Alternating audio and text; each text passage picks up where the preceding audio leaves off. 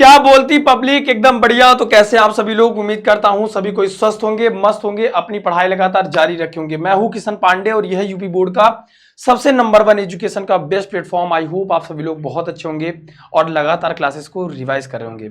नया session start कर रहे हैं। क्लास 10th के बाद क्लास 11th में आ चुके हैं और क्लास 11th फिजिक्स बहुत अच्छी तैयारी करना चाहते हैं, या फिर अगर आप 12th में भी हैं तो मेरे भाई ये क्लास आपके लिए बहुत महत्वपूर्ण है, क्योंकि बेसिक मैथ फॉर फिजिक्स जो होती है, जो मैथमेटिकल टूल्स होती है, वो भले आपके किसी भी एग्जामिनेशन में ना आए, लेकिन इसके बिना फिजिक्स को सरल बनाना लगभग नामुमकिन है। ये वीडियो आपके लिए बहुत इंपॉर्टेंट है, क्योंकि इसमें हम बेसिक मैथमेटिक्स के जितने भी टॉपिक्स हैं, चाहे वो हमारा ट्रिग्नोमेट्रिक हो गया, बेसिक में त्रिकोणमिति हो गया हमारा, चाहे वो हमारा घातांक एवं करणी हो गया, चाहे हमारा बेसिक कॉमन कन्वर्जन हो गया कि सेंटीमीटर से मीटर कब बदलेंगे, घंटे से सेकंड में कब बदलेंगे, सेकंड से घंटे में कब बदलेंगे, मिलीमीटर में है तो कैसे बदलेंगे, और चाहे हमारा बेसिक अवकलन हो गया, समाकलन हो गया, इंटीग्रेशन हो गया, डिफरेंशिएशन हो गया, इन सबको हम इस टॉपिक में कवर करने वाले हैं मेरे भाई। ये सेशन बहुत इंपॉर्टेंट है, क्योंकि इसके बाद आपको अगर न्यूमेरिकल में भी प्रॉब्लम होती है तो वो भी आपकी क्लियर हो जाएगी, क्योंकि न्यूमेरिकल में तब आपको कोई समस्या नहीं आएगी अगर आप इस वीडियो को आखिरी तक देख लेते हैं। यानी कि मैं एक एक चीज बताऊंगा स्टार्ट से, और ये सारे टॉपिक्स जितनी भी आपके कैलकुलेशन में प्रॉब्लम आती है, न्यूमेरिकल सॉल्व करने में प्रॉब्लम आती है, दशमलव देख के थोड़ा सा आपको लगता है कि इसका कैलकुलेशन कैसे करेंगे, तो ये वीडियो आपके लिए बहुत बहुत बहुत महत्वपूर्ण होने वाली है। इसलिए इस वीडियो को आखिरी तक जरूर देखिएगा, और अगर आप नए हैं तो मेरे भाई चैनल को सब्सक्राइब जरूर कर लेना और वीडियो को एक बार लाइक कर दीजिएगा। चलिए स्टार्ट करते हैं बिना किसी देरी किए। सबसे पहले अगर हम आपसे बात करें कि सबसे जो पहला और इंपॉर्टेंट है मेरे भाई, वो है बेसिक कॉमन कन्वर्जन। सबसे पहले हम कन्वर्जन सीखेंगे कि मीटर को सेंटीमीटर में कैसे बदलते हैं, किलोमीटर को मीटर बदलते हैं विथ सुपर ट्रिक, और ये चीज आपको हमेशा और हमेशा के लिए याद रहेगी। उसके बाद हम बात करेंगे आपसे घातांक एवं करणी का, किसका, उसके बाद हम बात करेंगे घातांक एवं करणी, उसके बाद हम बात करेंगे घातांक एवं करणी जो अंडर रूट्स वगैरह वाले हैं, उसके बारे में हम चर्चा करेंगे। उसके बाद हमारा आता है बेसिक इंटीग्रेशन, समाकलन, समाकलन, उसके बाद हमारा आता है कि अवकलन, अवकलन, अवकलन सीखेंगे, समाकलन सीखेंगे, उसके बाद हम बेसिक ट्रिग्नोमेट्री यानी कि त्रिकोणमिति सीखेंगे।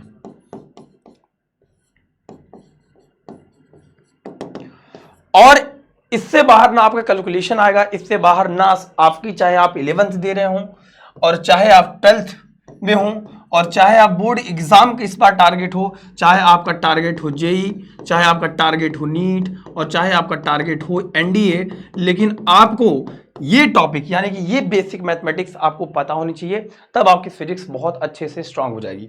मेरा बेसिक मैथमेटिक्स टूल पढ़ाने का तरीका, बेसिक मैथ फॉर फिजिक्स पढ़ाने का तरीका थोड़ा सा अलग है, थोड़ा सा डिफरेंट होगा, क्योंकि मैं बहुत कम समय में बहुत ज्यादा चीजों को कवर करा दूंगा। यानी कि अगर आप ये देखेंगे कि बेसिक कॉमन कन्वर्जन की बात, तो वो बेसिक कॉमन कन्वर्जन आप सरल भाषा में कैसे सीख सकते हैं, उस पे ऊपर हम लोग फोकस करेंगे। ये तरीका थोड़ा सा नायाब होगा, थोड़ा सा अलग होगा, तो कॉपी पे निकाल लीजिएगा, इसका नोट्स बना लीजिएगा, और आप खुद देखेंगे जब आप न्यूमेरिकल को सॉल्व कर रहे होंगे, जब आप फिजिक्स पढ़ रहे होंगे, तो ये सारी चीजें जब भी आएंगी तो आप सिर्फ मुस्कुराएंगे।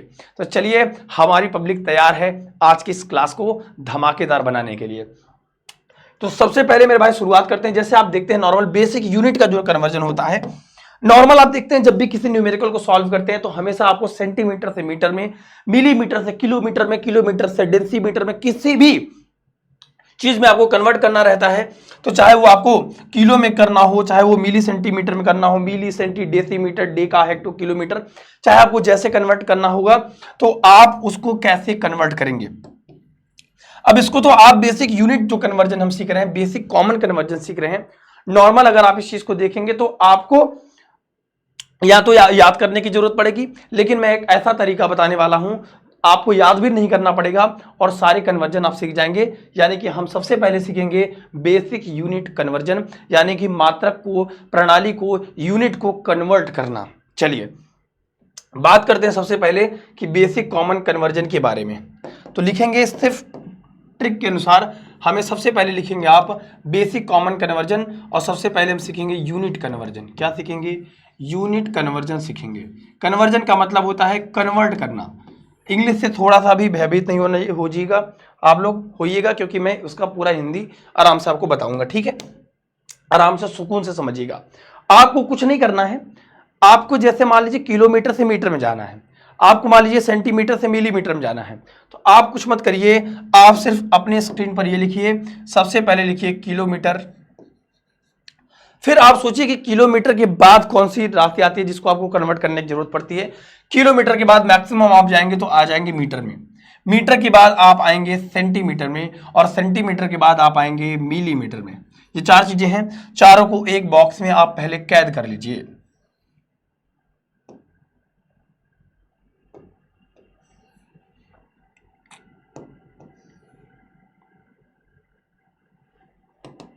ठीक है,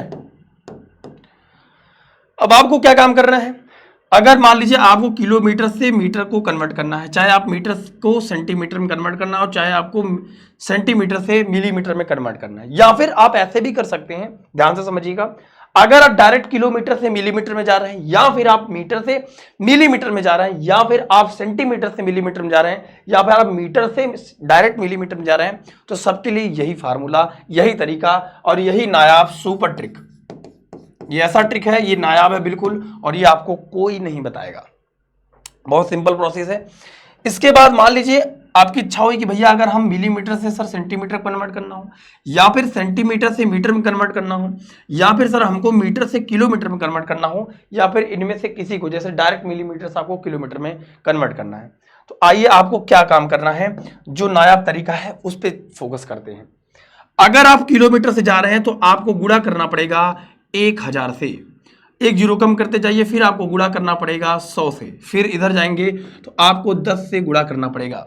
लेकिन इसी का अपोजिट अगर आप उल्टा आ रहे हैं, तो पहले अगर हमने गुणा किया है, इस बार हम भाग करेंगे, 10 का भाग दे देंगे, अब यहाँ पे 100 का भाग दे देंगे, अब यहाँ पे 1000 का भाग दे देंगे, और ये खत्म हो जाएगा।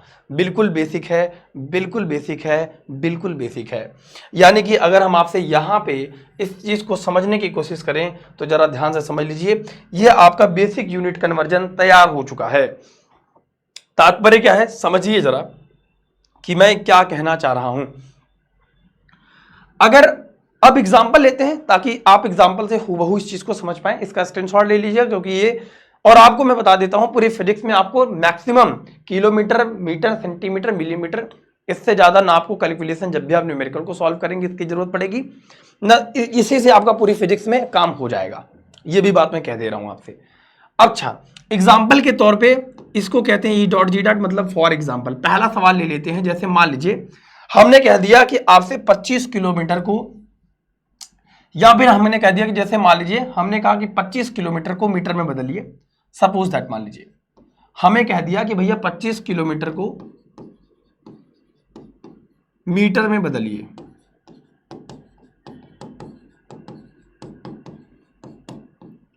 सपोज दैट, मान लीजिए ऐसा हमने कह दिया। आपको क्या काम करना है, सीधे फोकस इधर करना है। किलोमीटर से मीटर में जा रहे हैं, तो हम क्या काम करेंगे, नॉर्मल 25 किलोमीटर हमने कहा था, इसको कन्वर्ट करना था, तो हम क्या काम करेंगे, गुणा किसका करेंगे, 1000 का, यानी कि 25 गुणते 10 की घात 3, ये किस में हो जाएगा हमारा, अगर हमारा ये किलोमीटर में था तो ये हमारा मीटर में बन जाएगा। इसी का अपोजिट अगर हमने आपसे कह दिया कि मान लीजिए कि 50 mm में कितना मीटर, अगर, या फिर हमने ये कह दिया कि भैया, हमें कह दिया कि दूसरा सवाल कह दिया, मान लो कि 75 mm में कितना सेंटीमीटर, या फिर हमें कह दिया कितना मीटर होगा, mm की बात करा है। अब डायरेक्ट यहां से उठ के हम यहां पर चले आए, ध्यान से देखिएगा, सुकून से देखिएगा। हमें कह दिया कि अगर हमें मिलीमीटर से mm को कन्वर्ट करना है मीटर में, यानी कि 10 से तो गुणा करता ही, 2 जीरो और ले लिया तो 3 जीरो हो गया। तो आपको भाग किससे देना है, भाग देना है मेरे भाई 1000 से। अब 1000 से आप भाग देंगे तो क्या यहाँ पे आएगा, 75 बटे 1000 आ जाएगा। इसको लिख सकते हैं 75 गुणते 10 की घात -3 हो जाएगा, और ये खत्म हो जाएगा। यानी कि कहने का हमारा जो तात्पर्य था, हमारे कहने का जो मतलब था, वो बिल्कुल साफ था कि मेरे भाई, कि अगर हम जिस चीज को पढ़ रहे हैं जिस चीज़ को हम पढ़ने का प्रयास कर रहे हैं, जो चीज़ मैं आपको सिखाने की कोशिश कर रहा हूं, वो ये है क्योंकि आपको यूनिट बदलना आना चाहिए फिजिक्स में। ये बहुत बेसिक मैथ है और ये आपको हूबहू आनी चाहिए, और यही एक तरीका है। अब इसमें आप किसी चीज़ को भी ले सकते हैं। अगर हमें कह दिया कि 5 किलोमीटर को हमें मिलीमीटर में बदलना है, भैया 1000 है, 3 2 5 1 6, भैया 5 को 10 की घात 6 से गुणा कर दीजिए, काम हो जाएगा आपका। बोलिए हाँ कि ना, कितना ज्यादा सिंपल है। इसी का अपोजिट अगर मिलीमीटर से डायरेक्ट आप किलोमीटर में आते हैं तो इसी चीज का आप भाग दे देंगे और वो चीज आपके दिमाग से खत्म हो जाएगी। मीटर से सेंटीमीटर में जा रहे हैं, अगर हमने कह दिया कि भैया 5 मीटर में कितना सेंटीमीटर, तो हमें कितना गुणा करना पड़ेगा, 5 गुणते 10 की घात 2 से गुणा करना पड़ेगा और ये खत्म हो जाएगा। इसके अपोजिट सेंटीमीटर से मीटर में जा रहे हैं तो 5 में उसका 100 से भाग दे देंगे, यानी कि 10 की घात -2 हो जाएगा। माइनस क्यों हुआ, अभी वो भी सिखा देंगे कि आपको घात में भी तुलना करना आसान हो जाएगा। मुझे नहीं लगता है कि बेसिक यूनिट कन्वर्जन में किसी को किसी भी प्रकार की दिक्कत आई होगी। अब आप इसका आराम से सुकून से स्क्रीनशॉट ले सकते हैं। अब हम इसके एक कदम आगे बढ़ते हैं। एक कदम स्वच्छता की ओर अगर हम चलने की कोशिश करें तो मेरे पास आता है इसके बाद टाइम कन्वर्जन, यानी कि समय का परिवर्तन। समय बहुत बलवान होता है, इस वजह से समय के अनुसार पढ़ते रहिए, ठीक है। और आप ये बिल्कुल मत सोचिएगा कि हमने यहाँ पे 12th फिजिक्स लिखा है तो ये 12th की फिजिक्स हो गई, ऐसा बिल्कुल नहीं है। ये मेरे भाई ये प्योर 11th की फिजिक्स है, इस बात को आप मान लीजिए। 11th की भी है और 12th में भी काम आएगी, ऐसा कोई क्लास स्पेसिफाइड नहीं है कि 11th के लिए है कि 12th के लिए, इस बात को ध्यान रखेंगे। चलिए सुकून से चलिए फिर चर्चा करते हैं यहां पे टाइम कन्वर्जन।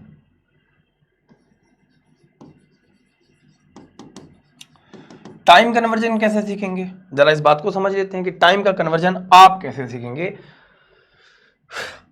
नॉर्मल आपको किलोमीटर प्रति घंटा में, किलोमीटर प्रति सेकंड में, मीटर प्रति सेकंड में इसी में कन्वर्ट करना रहता है नॉर्मली। आपको एक बात बहुत अच्छे से पता है कि 1 घंटा बराबर होता है 1 आवर बराबर होता है 60 मिनट। कितना होता है भैया, 60 मिनट। और सेकंड कितना होगा, 60 गुणते 60 यानी कि 3600 सेकंड होगा 1 घंटा में। इतनी बात तो सबको क्लियर है, बिल्कुल बहुत साफ है। 1 किलोमीटर में नॉर्मली हम लोग सभी लोग जानते हैं, अभी हमने 2 मिनट पहले पढ़ा कि अगर आपको ये चेंज करना है कि 1 किलोमीटर में कितना मीटर, तो आपको 1000 से गुणा कर दीजिए, 1 गुणते 1000 यानी कि 1000 मीटर हो जाएगा आपका, ठीक है। नॉर्मल आप कह सकते हैं 1 किलोमीटर बराबर 1000 मीटर होता है। क्या होता है, मीटर होता है, ठीक है। नॉर्मली अगर आपको कभी ऐसा कह दे, कन्वर्जन यहां से सीखते हैं। अगर आपको कह दिया कि भैया 1 किलोमीटर प्रति घंटा को मीटर पर सेकंड में बदलिए, किस में बदलिए, मीटर पर सेकंड में बदलिए। तो आप यहां तो मैं सिखा रहा हूं आपको, तो आपको वहां पे समझना पड़ेगा, थोड़ा सा समझना पड़ेगा, मेरी बात को थोड़ा ध्यान से समझ लीजिए। ये सुकून से क्लास है, सुकून वाली क्लास है। कुछ क्लास ऐसी होती हैं जो आपको बहुत पावरफुल बना देती हैं। फिजिक्स का ये बेस है, और जब बेस बहुत अच्छा होता है ना, जब बेस बहुत स्ट्रांग होता है ना, तो बिल्डिंगें कितनी भी बड़ी खड़ी कर सकते हैं हम। इस वजह से इस क्लास को जितना ईमानदारी के साथ आप देखेंगे उतना अच्छा आपका कैलकुलेशन भी स्ट्रांग होगा, उतनी अच्छी फिजिक्स में पकड़ आपकी बनती चली जाएगी। चलिए सुकून से देखते हैं, ध्यान से, नजरें सब बच्चों की स्क्रीन पर होनी चाहिए, ठीक है। अब जैसे हमारे पास कह दिया कि 1 किलोमीटर है और बटा में क्या है, घंटा है। 1 किलोमीटर में सबको पता है कि 1000 होता है, नॉर्मल सभी जानते हैं, है ना। मीटर की बात किया तो हमने 1000 मीटर कर दिया, ये मीटर में हो गया। सेकंड की बात किया तो हमारे पास कितना आ गया, 3600 सेकंड आ गया। 2 जीरो से 2 जीरो कैंसिल हो गया आराम से। 2 पंचे 10 और 2 अठरैयम 36, यानी कि जब भी आपको ये कहेगा, अब ये सेकंड आ गया, नीचे आ गया, हमारे पास कितना आ गया 5/18 मीटर पर सेकंड। यानी कि जब भी किसी राशि को मीटर पर सेकंड में बदलना पड़ेगा तो उसमें हमें 5/18 से गुणा कर देना है। और अगर इसी चीज को किलोमीटर प्रति घंटा में ले जाना है तो इसको उधर ले जाएंगे तो ये हमारा बन जाएगा 18/5 किलोमीटर प्रति घंटा। यानी कि दो चीजें याद रखेंगे, यहां पे मैं लिख देता हूं, दो चीजें याद रखेंगे। अगर किसी भी राशि को आपको 1 किलोमीटर पर घंटे को मीटर पर सेकंड में बदलना है तो उसमें आपको 5/18 से गुणा करना पड़ेगा। क्या करना पड़ेगा? ये जो मैं काटा हूं वो क्या है? गुणा करना पड़ेगा। लेकिन इससे क्या अपोजिट, अगर किसी को आपको मीटर पर सेकंड को किलोमीटर प्रति घंटा में बदलना है तो आपको इसका उल्टा, ये उधर चला जाएगा, 18/5 किलोमीटर प्रति घंटा हो जाएगा, तब आपको इससे गुणा करना पड़ेगा। बस ये दो चीज याद रखिए। एग्जाम्पल के तौर पे एग्जाम्पल जरूर बताएंगे आपको, एग्जाम्पल जरूर सॉल्व करेंगे। और आपको मेरे भाई जब भी आप वीडियो को देख रहे हैं तो आप वीडियो को एक लाइक तो कर सकते हैं यार। अगर आपको लगता है कि नहीं सर की बातें हमें समझ आ रही है और ये काम की बातें हैं और ऐसा तरीका हमने कहीं नहीं सीखा, तो आपका एक सपोर्ट तो बनता है। क्या कहते हो?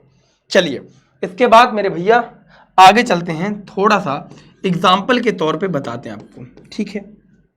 अच्छा, सबसे पहली बात और सबसे मजे वाली बात जो है, यहां तक तो बहुत नॉर्मल वाली बात थी, थोड़ा सा हम बहुत नहीं थोड़ा सा पुश करते हैं, थोड़ा सा आगे की तरफ बढ़ते हैं। हमने आपसे कह दिया कि भैया हमें, मान लीजिए हमने कह दिया आपसे 48 किलोमीटर प्रति घंटा को हमें मीटर पर सेकंड में बदलना है। बदला जाए को बदला अभी बदलिए, चलिए बदल देते हैं। 48 में किसका गुणा करना पड़ेगा? किलोमीटर प्रति घंटा को मीटर पर सेकंड बदल रहे हैं, 5 बटे आपको क्या करना पड़ेगा? 18 से गुणा कर देना पड़ेगा। ये मीटर पर सेकंड में ऑटोमेटिक हो जाएगा और ये आपको चाल, दूरी, समय, औसत चाल, औसत वेग, त्वरण में ये काम देगी। 2 × 18 और 2 × 24 48, ठीक है? और 5 चौको 20, 20 के यहाँ 0 हाथ से लगा 2, 5 दूनी 10, 2 12 और 24 पंचे 120, 120/9 मीटर पर सेकंड हो जाएगा। और ऐसे आप किसी भी राशि का किलोमीटर प्रति घंटा में बदल सकते हैं, मीटर पर सेकंड में बदल सकते हैं और ऐसे किसी भी तरीके को आप बदल सकते हैं, ठीक है? याद रखिएगा। अब आप इसका सुकून से स्क्रीनशॉट ले सकते हैं, ठीक है? जब मैं थोड़ी देर के लिए, 1 सेकंड के लिए, 1 मिनट के लिए स्क्रीन करता हूं, उसी टाइम आप स्क्रीनशॉट ले लिया करिए।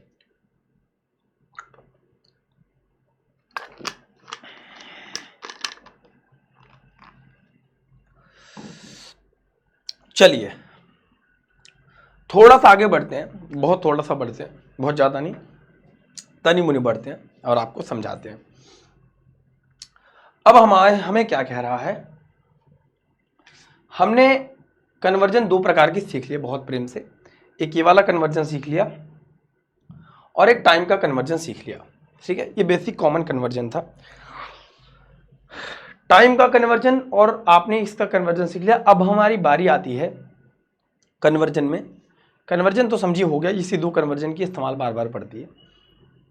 अब हमारे पास जो आता है वो आता है बेसिक में घातांक एवं करणीय। बेसिक में ही है पूरा, जिसको आज हम लोग सीख रहे हैं और जो हमें काम देने वाला है।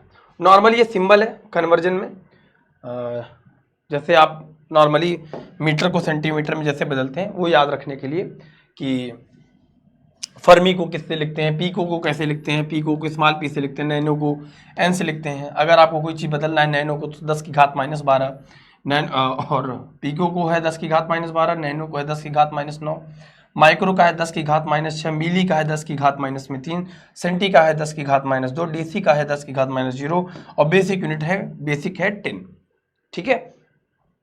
तो ये तो रही बात, वैसे आप रटते। माइक्रोन का बेसिकली आप याद कर लीजिए, पीको को याद कर लीजिए, यही दो काम देते हैं बस। बाकी को निकालने का तरीका हमने आपको सिखाई दिया, उसमें कोई दिक्कत की बात नहीं है, ठीक है? चलिए अब हम आते हैं थोड़ा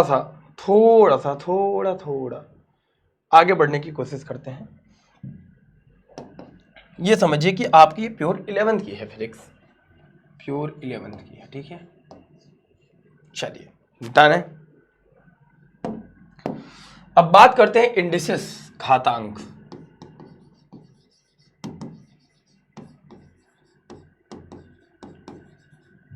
घातांक की बात कर लेते हैं।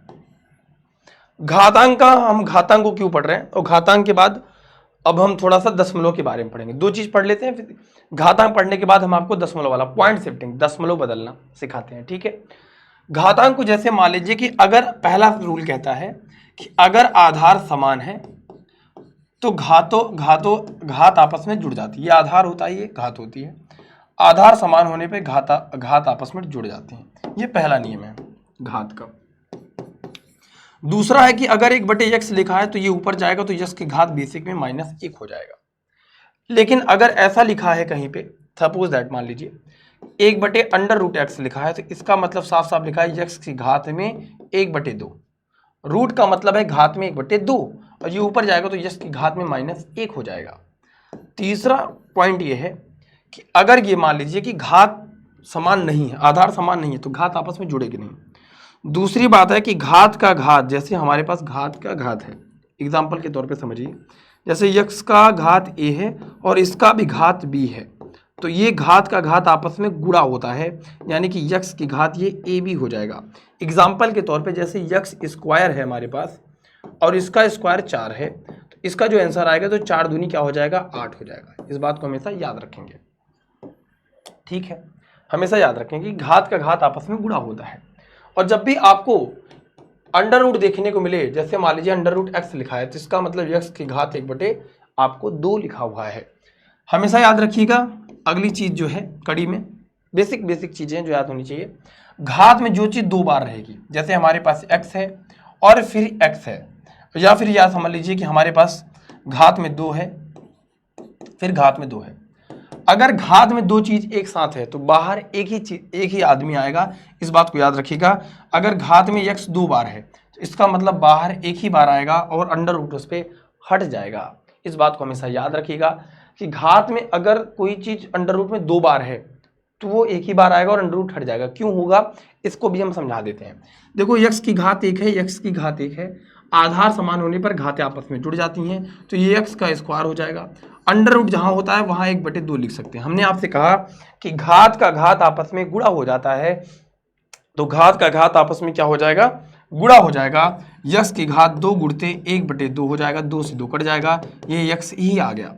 आपको ये जरूर लग रहा होगा कि ये सर तो बहुत बेसिक पढ़ा रहे हैं, लगभग हमको लगता है 7th क्लास 8th क्लास की मैथ। लेकिन मेरे भाई बहुत ऐसे बच्चे हैं, बहुत बच्चे ऐसे हैं जो बायो के भी हैं, और बायो के बच्चों के साथ भी ऐसा है कि उनके साथ ये प्रॉब्लम होती है, उनको समझने में कठिनाई होती है। ये बेसिक में बायो के बच्चों के साथ है, ठीक है। इस वजह से मैं आपको बता दे रहा हूं, इस वजह से ये बहुत ज्यादा इंपॉर्टेंट है, ठीक है। चलिए अब चलते हैं घात के बारे में। जैसे मान लीजिए, सपोज दैट मान लीजिए कि अगर यहीं पे अगर ऐसा लिखा हो कि रूट में 3 लिखा हो और फिर घात में x लिखा हो। अब यहाँ पे अगर रूट में कुछ नहीं लिखा इधर, इसका मतलब हम बात कर रहे हैं वहां पे x की घात 1/2 होगा। लेकिन यहाँ पे 3 लिखा हुआ है, यहाँ पे 3 लिखा हुआ है, तो मेरे भाई क्या हो जाएगा, यक्स की घात में 3/2 हो जाएगा। यहां तक सभी को क्लियर है क्या मेरी बात, यहां तक सभी को समझ में आ गई बात। चलिए, तो ये रही घात की बात। अब जो सबसे महत्वपूर्ण है हमारा, जो सबसे महत्वपूर्ण है वो ये सब घात आपको अभी पता चलेंगे कि नीचे घात अगर बड़ा है छोटा है, नीचे घात अगर ऊपर जाएगी तो माइनस होगा और नीचे माइनस से तो ऊपर जाएगी तो प्लस हो जाएगा, ठीक है। नॉर्मल बात है, ये हमने सीख लिया। हमने आपको ये इसलिए बताया ताकि जब हम आपको पॉइंट शिफ्टिंग बताएं, यानी कि बेसिक कॉमन कन्वर्जन में जब हम आपको पॉइंट शिफ्टिंग बताएं, यानी कि दशमलव वाला, जब दशमलव वाला तरीका आपको बताएं तब आपको किसी प्रकार की दिक्कत ना हो। चलिए सुकून से समझिए, आराम से समझिए। हेडिंग डालेंगे पॉइंट शिफ्टिंग।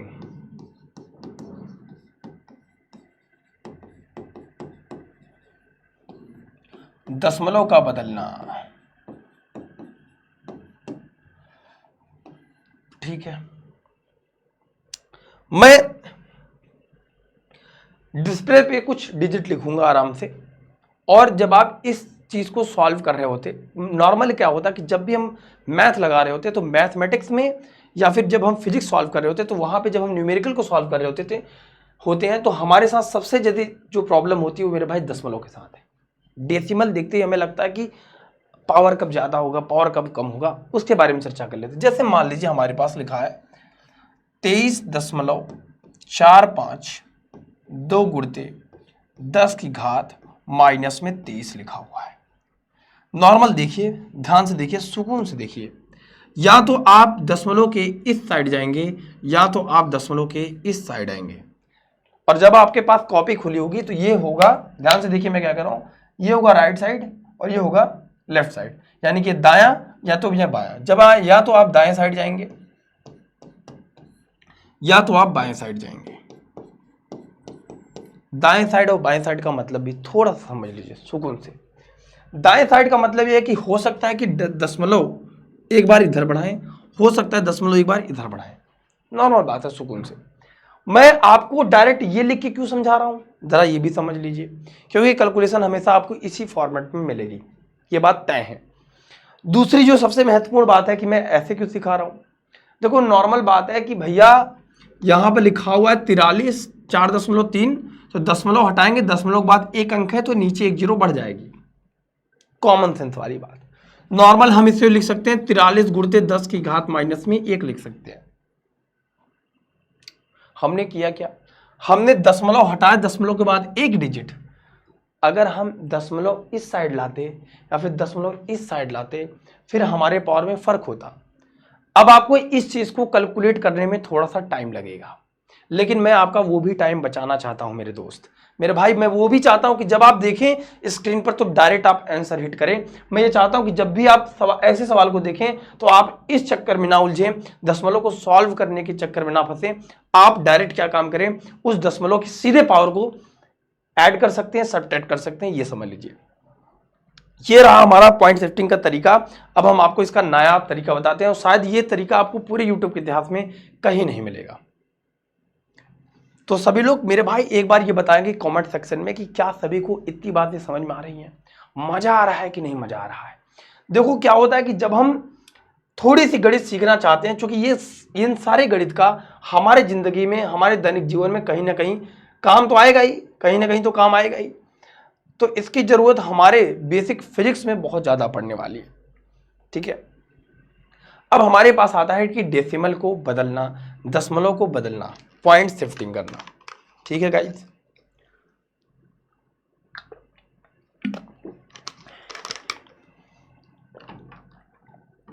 यहां तक सबको क्लियर है क्या?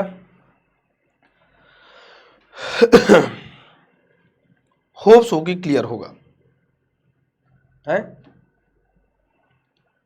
चलिए गाइस, हमेशा याद रखिएगा कि जब भी आप दशमलव के दाएं साइड जाएंगे तो आपको पावर में माइनस करना पड़ेगा, और जब भी आप दशमलव के दाएं साइड जाएंगे तो पावर में आपको प्लस करना पड़ेगा। अब आपको ये बात थोड़ी सी कम समझ में आई होगी, तो पूरा समझाने की जिम्मेदारी हमारी है। जरा देखिए, एग्जाम्पल के तौर से मान लीजिए कि आप दशमलव के इस साइड जा रहे हैं, यानी कि मान लीजिए हमारे पास ये 23.4 था, अब हम दशमलव को एक साइड एक अंक इधर ले जा रहे हैं। अब हमने कर दिया 334 दशमलव और 5 2 को वहीं पे छोड़ दिया। अब 10 की घात माइनस में 23 था। हमने कहा कि अगर आप दाएं साइड जाएंगे तो आपको पावर में कम करना पड़ेगा, एक एक अंक जा रहे हैं, एक एक अंक कम करते जाइए। तो हमें इसमें से 10 की घात में क्या करना पड़ेगा, -1 से गुणा करना पड़ेगा, तो कम करना पड़ेगा।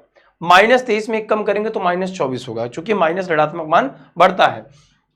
तो यहां से जो हमारे पास वैल्यू निकल के आएगी वो 234.52 गुणते 10 की घात माइनस में 24 आएगी। याद रखिएगा, अगर कहीं यही पावर प्लस में होता तो ये 10 की घात सीधे 22 हो जाता। नॉर्मल आप ये ऐसे करते हैं ना कि भैया यहाँ पे अगर हम इसको हटा दें तो 1 2 3 है, तो ये 10 की घात 3 क्या हो जाएगा मेरे भैया, कम हो जाएगा। नॉर्मल अगर पॉजिटिव होता तो 10 की घात डायरेक्ट अभी हम कर सकते हैं माइनस में, तो 10 की घात -26, यानी कि 23,452 गुणते 10 की घात हम नॉर्मल कर सकते हैं -26 डायरेक्ट। तो हमें यहां से एक स्टेप से बच जाएंगे हम लोग। सीधे कि दाएं जाएंगे तो ऋणात्मक नेगेटिव और बाएं जाएंगे तो हमें धनात्मक करना पड़ेगा। इसी के अपोजिट एक एग्जांपल और लेते हैं। तो मेरे भाई अगर हम 2.3452 करते हैं तो 10 की घात -23 था, तो 10 की घात 1 कम हो जाएगा, तो हमारा 10 की घात क्या आ जाएगा, -22 आ जाएगा। ठीक है, चलिए ये रही बेसिक कॉमन कन्वर्जन पूरी तरीके से खत्म हमारी। यानी कि अगर हम मैथमेटिक्स की बात करें, कैलकुलेशन की बात करें, तो ये बेसिक कॉमन कन्वर्जन हमारा होता है खत्म। चलिए अब थोड़ा सा इसके आगे बढ़ेंगे, थोड़ा सा आगे बढ़ेंगे तो हमारे पास एक ही है आदमी जो मस्त आदमी है और जिसका नाम है त्रिकोणमिति। ठीक है, तो त्रिकोणमिति में सबसे पहले हम सीखेंगे क्वाड्रेंट। क्या सीखेंगे गाइस, क्वाड्रेंट। अब आइए त्रिकोणमिति को थोड़ा सीखते हैं। त्रिकोणमिति का अपना एक अलग मजा है ना, मजा है कि नहीं है, जिंदगी में मजे ही मजे, क्या कहते हो। चलिए नॉर्मल हमें त्रिकोणमिति समझने के लिए सबसे पहले हमें आना पड़ेगा एंगल। एंगल यानी कि एंगल को हिंदी में कहते हैं कोण। क्या कहते हैं मेरे भाई, कोण। और 3 कोणों का मापन ही त्रिकोणमिति कहलाता है। जब हम लिखते हैं त्रिकोणमिति तो लिखते हैं ट्रिग्नोमेट्री। मेट्री का मतलब होता है मापन और ट्राई का मतलब होता है 3, यानी कि 3 कोणों का मापन ही त्रिकोणमिति कहलाता है। सीख लीजिए, बड़ी काम की चीज है। वो चीज सिखाऊंगा जो शायद कोई नहीं सिखाएगा आपको, यकीन करिए।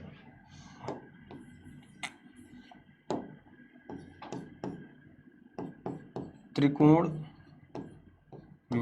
ठीक है। अब हम बात करते हैं कोण। देखिए हमेशा याद रखिएगा, कोण तो सबसे पहले बनाते हैं एक चतुर्थांश।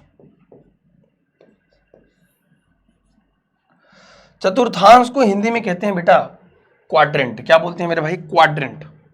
क्वाड्रेंट का मतलब होता है क्वाड्रेंट, यानी कि हम लिख लेते हैं, हमने क्या कहा भैया, क्वाड्रेंट। क्वाड्रेंट को हिंदी में कहते हैं चतुर्थांश, मतलब 1/4 भाग को ही कहते हैं।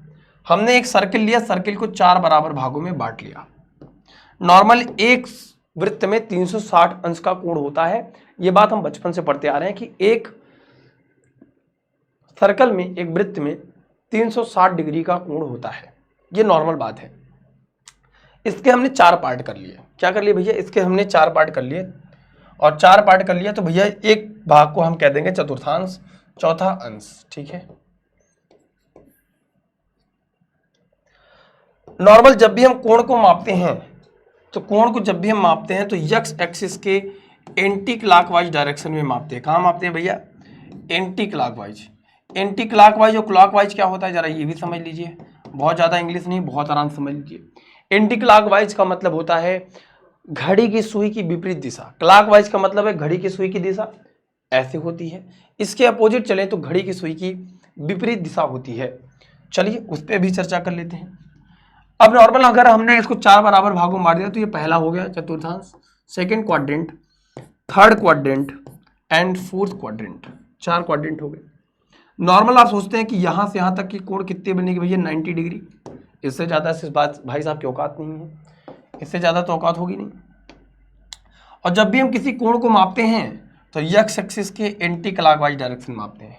ये हमारा एक्स अक्ष है, धनात्मक दिशा, एक्स अक्ष की ऋणात्मक, वाई अक्ष की धनात्मक, वाई अक्ष की ऋणात्मक दिशा। नॉर्मल बात है, सुकून वाली बात है। जब भी हम कोण को मापते हैं तो एक्स अक्ष के एंटी क्लॉकवाइज डायरेक्शन में मापते हैं। ये कोण का मापन होगा जब भी यहीं से।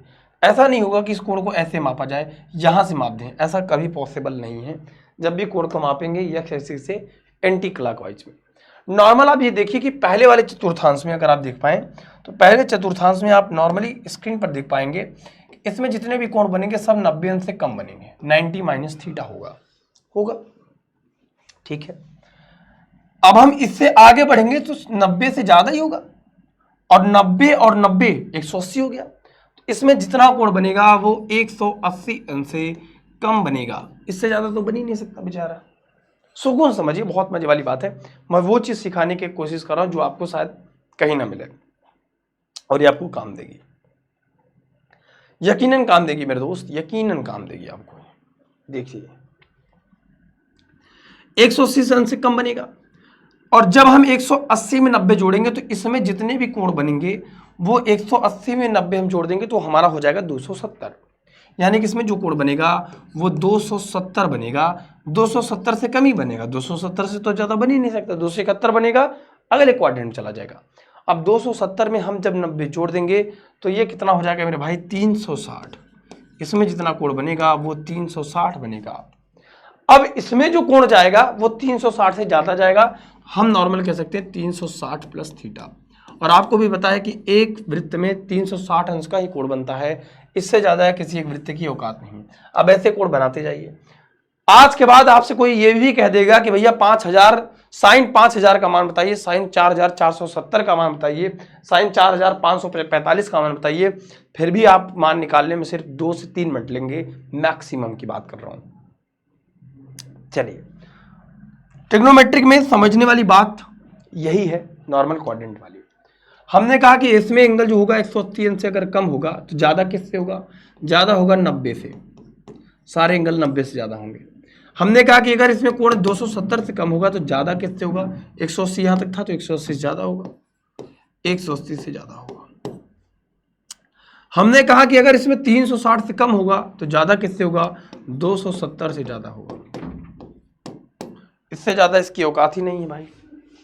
ठीक है, ध्यान से देख लीजिए, सुकून से इसका स्क्रीनशॉट ले लीजिए। ठीक है, बहुत सुकून से समझ लीजिए, और ये नॉर्मल आपके एग्जामिनेशन में काम भी आएगी, सुकून से काम देगी। ध्यान से देखिए। ठीक है,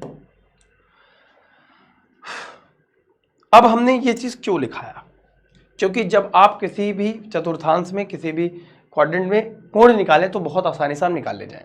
ठीक है, चलिए अब बात करते हैं। ये तो यहां तक क्वाड्रेंट तक बात सेटल हो गई। त्रिकोणमिति में सिर्फ आप 3 चीज जानते हैं भैया, साइन। ये साइन नहीं होता, एक्चुअली में साइन होता है, ये नहीं होता है। साइन को हिंदी में कहते हैं ज्या। ठीक है, क्या होता है, साइन। और कॉस नहीं होता, वाकई में इसी चीज को हम लिखते हैं साइन में थीटा, बड़े प्रेम से लिखते हैं। ठीक है, शॉर्ट फॉर्म।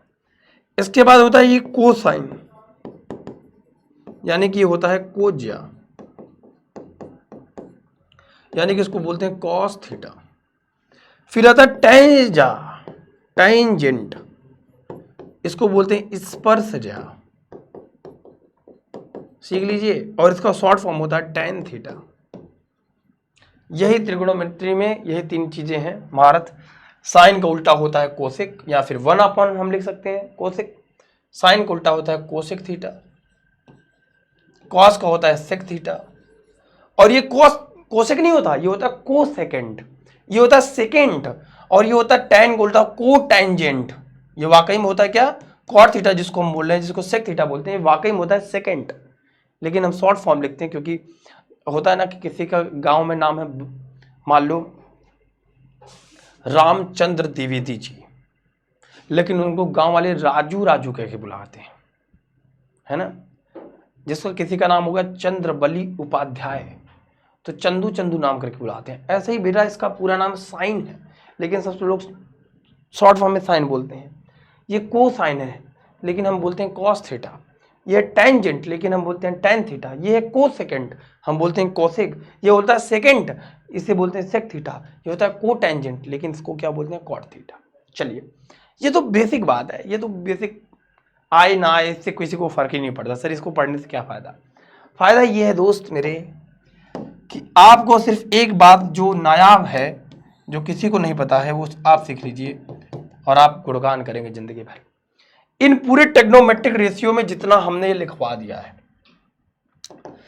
और जब भी आपको एंगल निकालना हो तो याद रखिएगा हमेशा, साइन कॉस टेन में जब भी आपको एंगल थीटा 90 डिग्री देखने को मिल जाए और 270 डिग्री देखने को मिल जाए तो आपके ट्रिग्नोमेट्रिक रेशियो हो जाएंगे चेंज।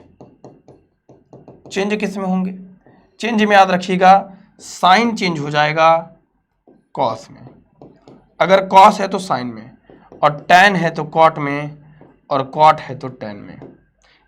सर ये जो लिखवाएं इसका क्या मतलब है, आइए तो शुरू करते हैं 2 मिनट पहले की बात। याद रखिएगा, साइन है तो कॉस में, कॉस है तो टैन में, टैन है तो कॉट में। ठीक है। दूसरी चीज है कि भैया इस फर्स्ट क्वाड्रेंट में, second quadrant, third quadrant, fourth quadrant हमने ऐसा ही क्यों लिया, पहला दूसरा तीसरा चौथा ऐसा क्यों नहीं लिया? क्योंकि मेरे भाई हमेशा कोण एक्स एक्सिस के एंटी क्लॉकवाइज डायरेक्शन में मेजर की जाती है। दूसरी बात जो महत्वपूर्ण थी कि मेरे भैया पहला दूसरा तीसरा चौथा इस वजह से किया। और याद रखिएगा यहाँ पे लिखिएगा ए आलू, समोसा, टिकिया and chutney, C for chutney. A for all trigonometric ratio, यानी कि 1 2 3 साइन कॉस टैन कॉट सब positive, everything is positive in the case of first quadrant. If you are talking about the second quadrant, we have considered the sine and cosec plus and everything is minus, यानी कि अगर हम बात करें cos theta tan theta तो बाकी सब minus. फिर अगर हम थर्ड क्वाड्रेंट में घुस जाए भैया तो AST यानी कि tan और cot प्लस बाकी सब माइनस, और फोर्थ क्वाड्रेंट में घुस जाए तो cos और sec प्लस बाकी सब माइनस। चलिए इसका इस्तेमाल आप कहाँ करेंगे, तो आइए हम आपको बताते हैं इसका इस्तेमाल कहाँ करेंगे। ला ला ला ला ला ला, आइए ये हमारे पास है जो आपके स्क्रीन पर दिखाई दे रहा है आपको, इसी को बोलते हैं बेटा बेसिक ट्रिग्नोमेट्रिक। आज के बाद ये मोहब्बतें, ये शर्तें कभी ना होंगी। क्यों नहीं होंगी? अब आज के बाद आपको इस मान का याद करने की जरूरत नहीं है। आपको एक तरीका बताऊंगा, इधर से आलू डालोगे उधर से सोना निकलेगा, पक्का कह रहा हूं। इधर से आलू उधर से सोना, कुछ नहीं करना मेरे दोस्त। देखो नॉर्मल एक बात तो सबको तय है, सबको पता है कि साइन में 0 30 45 60 90, साइन कॉस्टेंट में इतने का सबका मान सबको चाहिए। आपको एक तरीका बहुत बेहतरीन बताता हूँ, सुपर ट्रिक, याद रखिएगा। ये ट्रिक आपको जिंदगी भर काम भी देगी, है ना। और उसके बाद हम मान सम्मान की बात करते हैं। कुछ नहीं बदला दोस्त मुझे माफ कर दो, ला ला ला ला ला। ठीक है guys, let's come to the point. क्या कह रहा है ये? यहां पे कुछ मत करो, थीटा दिया है ना, यहां पे लगा दो अंडर रूट, लगा दिया। ध्यान से देखो, यहां तो सबको दिखाई दे रहा होगा, कुछ मत करो, यहां पे लगाओ अंडर रूट। ठीक है, ये लगा दो अंडर रूट, लगा दिए। यहां पे लिखो 4, यहां भी अंडर रूट लगा दो बटा 4, यहां पर अंडर रूट लगा दो बटे 4, यहां पर अंडर रूट लगा दो बटे 4, यहां पर अंडर रूट लगा दो बटे 4, कोई दिक्कत नहीं है। यहां पे लिखो 0, यहां पे लिखो 1, यहां पे लिखो 2, यहां पे लिखो 3, यहां पे लिखो 4, और ये खत्म हो गया। अब आपको सारी वैल्यू निकाल देंगे। 0 में 4 का भाग देंगे तो वैल्यू 0 आएगी, साइन 0 अंश का मान होगा 0, पहला चीज। सबको भी मार दो गोली। 1/4 अंडर रूट में अगर 4 है तो बाहर क्या हो जाएगा, 2 हो जाएगा। अंडर रूट 4 की वैल्यू 2, 1/2 साइन 30 अंश का मान आ गया। ठीक है, 2 1 कन्नम 2 और 2 दूनी 4, 1/करनी में 2 साइन 45 अंश का मान 1/करनी में 2, अंडर रूट 3/2 साइन 60 अंश का मान अंडर रूट 3/2, 4 से 4 कट गया, साइन 90 अंश यानी कि मान वैल्यू 1 आ गया। अब कहोगे इसके बाद सर कॉस कैसे निकालो? कुछ नहीं करो, पहले 1 लिखो, फिर रूट 3/2 लिखो, फिर अंडर रूट 1/2 लिखो, फिर 1/2 लिखो, फिर 0 लिखो, यानी कि ऊपर जाओ, उल्टा कर दो, पलट दो, पहले 1 फिर ये फिर ये फिर ये फिर ये। अच्छा सर बहुत बुद्धिमान है आप, tan का निकाल के दिखाइए। भैया tan थीटा बराबर होता है साइन थीटा बटे कॉस थीटा, पूरी दुनिया जानती है, आप बस नहीं जानते, आप वाकिफ नहीं है साहब। ये लोग अलग हैं, दौर अलग है, समझ रहे हो? क्या कहते हो गाइस, मजा आ रहा है कि नहीं मजा आ रहा है? सुकून से पढ़िए, सुकून से वाली चीज़ है ये। जितना ठंडा दिमाग से रिलैक्स होके पढ़ेंगे उतना ज़्यादा आपको ये मजा देने वाला है, उतना ज़्यादा आपको आनंद आएगा, गारंटेड आएगा।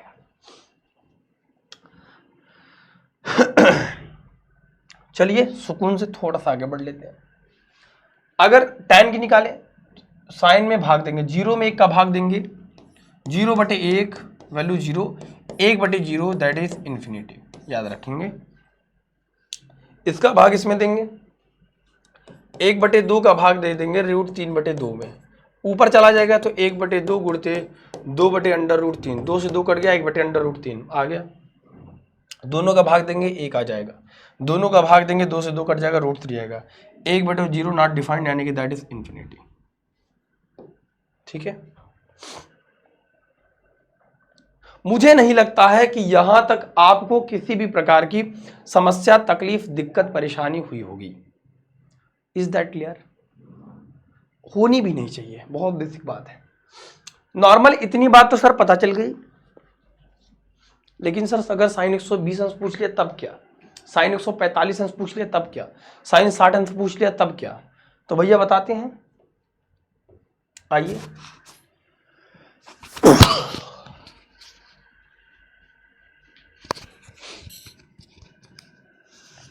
घूम फिर के तो यही आना था। अब इसका स्क्रीनशॉट ले लीजिए, फिर इसमें कुछ चीजें मिटाएंगे।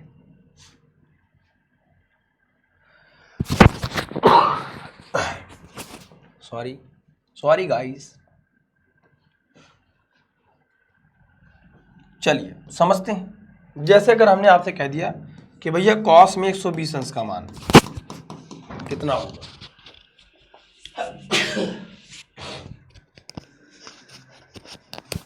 तो मेरे भाई अगर आपको कॉस में 120 अंश का मान चाहिए, मान लो, ठीक है, तो आप नॉर्मल ये कहोगे कि सर हम अभी 90 डिग्री तक निकाले ही है इसके पीछे, इसके आगे, सॉरी यहां पे होगा। अब 120 इसके आगे कैसे निकालेंगे, उसके लिए ये कोऑर्डिनेट बताया आपको। कॉस में 90 अंश, अब आपको जो भी कोण लेना है वो 90, 180, 360, 270 इसी में प्लस माइनस लेना है।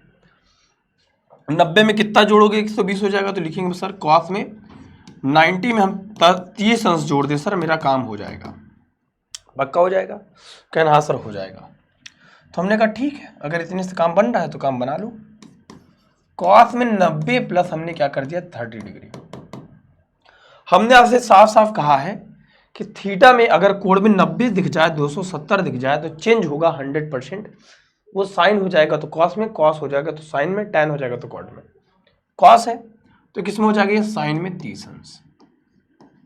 अच्छा, सवाल ये था कि अगर ये 90 से ज्यादा गया तो 90 से ज्यादा सेकंड क्वाड्रेंट में गया,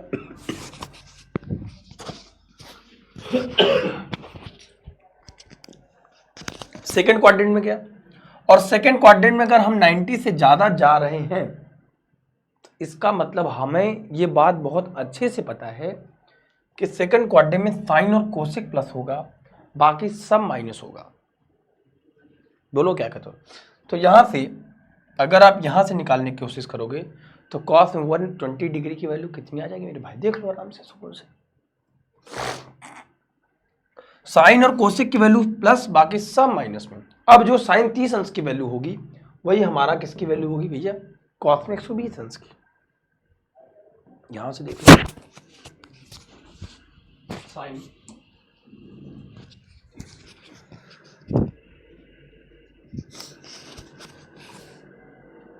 ठीक है। चलिए अभी और भी वैल्यू निकालनी बाकी रह गई हैं।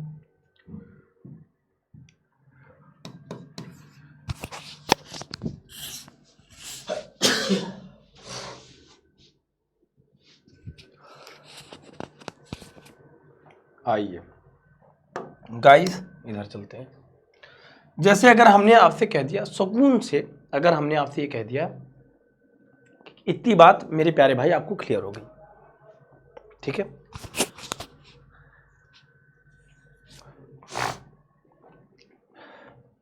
ठीक है, अगर नहीं भी क्लियर हुई तो मैं 2-4 एग्जांपल और ले लेता हूं। थोड़ा सा जुकाम हो गया, थोड़ा सा हल्का फुल्का जुकाम हुआ, थोड़ा बहुत, ठीक है। चलिए अगला सवाल क्या कह रहा है, सुकून से समझिए। अगर हमें मान लो निकालनी है, मान लीजिए अगर हमें निकालनी है साइन में 150 डिग्री की वैल्यू,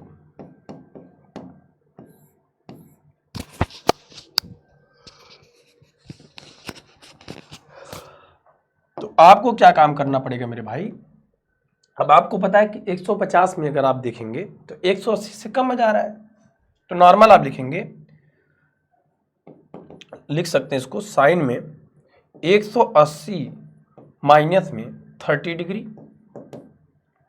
हमने आपसे कहा था कि अगर कोण आपको 90 और 270 दिखे तभी आपको चेंज करना, वरना नहीं करना है। अगर यहां पे मेरे भाई 180 है, फिर से समझ लो, और यहां पे 30 है, तो 180 में चेंज नहीं होगा, साइन आएगा, साइन 30 का मान। अब चूंकि ये साइन था, इस वजह से साइन और कोसिक प्लस है, बाकी सब माइनस है, इस वजह से इसमें क्या हो जाएगा 1/2। लेकिन यहां पे क्या था, यहां पे जो साइन था, यहां पे 1/2 नहीं होगा, यहां पे माइनस में 1/2 होगा। क्यों? क्योंकि यहां पे कॉस है और यहां पे साइन और कोसिक प्लस होगा, बाकी सब माइनस होगा। इस वजह से यहां पे जो वैल्यू आएगी, फिर से समझ लो, हमने जब cos 120 अंश की निकालने कही तो cos में 90 में जोड़ा, 90 प्लस इसमें आया तो चेंज होगा, साइन में हो गया। हमने आपसे कहा था कि cos में 90 270 चेंज हो जाएगा, ठीक है, cos तो चेंज हो गया साइन में, लेकिन इसमें प्रॉब्लम ये थी साइन और कोसेक प्लस होगा, ये तो cos है, इस वजह से माइनस होगा, ठीक है, यहां पे प्लस होगा। चलिए, ये रही हमारी बेसिक ट्रिग्नोमेट्री। बेसिक ट्रिग्नोमेट्री में 2-3 बातें याद रखिए, कुछ ऐसे फार्मूले जो आपको जरूरत पड़ते रहेंगे, ये फार्मूले भी लिख लीजिए जो आपको काम देंगे, ठीक है। आइए, जो सबसे महत्वपूर्ण फार्मूले हैं ये 3 नॉर्मल। आप यहां से साइन से वैल्यू निकालना चाहे तो 1 minus cos square theta, sec square की 1 प्लस टेन स्क्वायर थीटा वगैरह वगैरह। इसके अलावा जो महत्वपूर्ण हैं और भी फार्मूले हैं,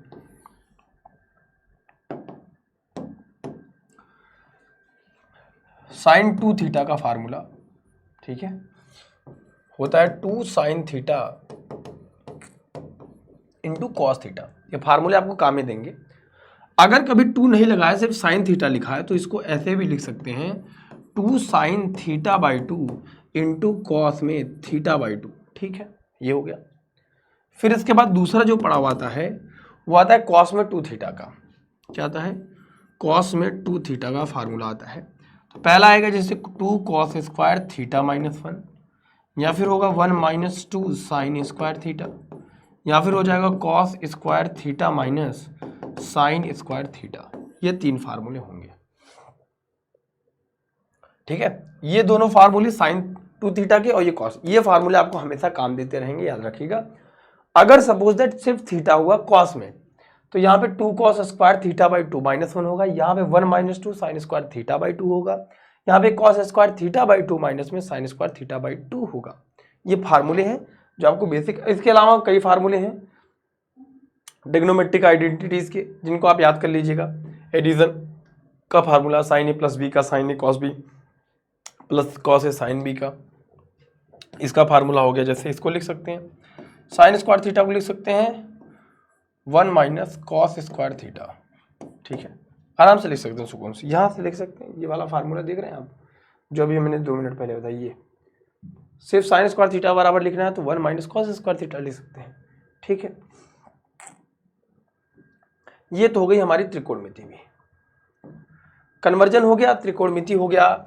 मेन प्रॉब्लम थी भैया, अब बारी आती है डिफरेंशिएशन और इंटीग्रेशन की। Rule for differentiation, rule for integration. तो आइए समझते हैं rule for integration, rule for differentiation.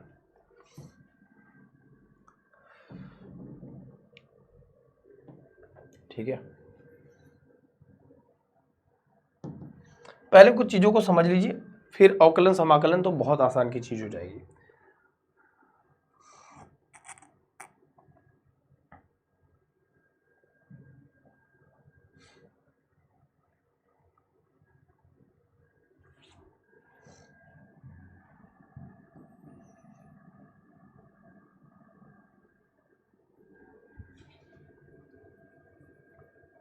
देखिए हमारे पास क्या है, सुकून से समझिए भैया, सुकून से समझिए।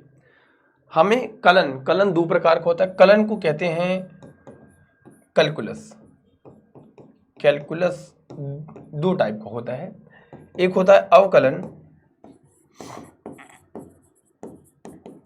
जिसको डिफरेंशिएशन कहते हैं,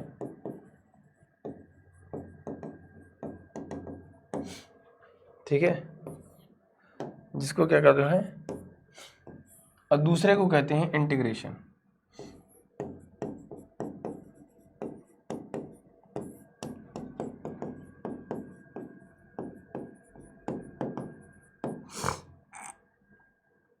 समाकलन भी दो प्रकार का होता है, एक होता है निश्चित, जिसको बोलते हैं डेफिनिट, और एक होता है अनिश्चित।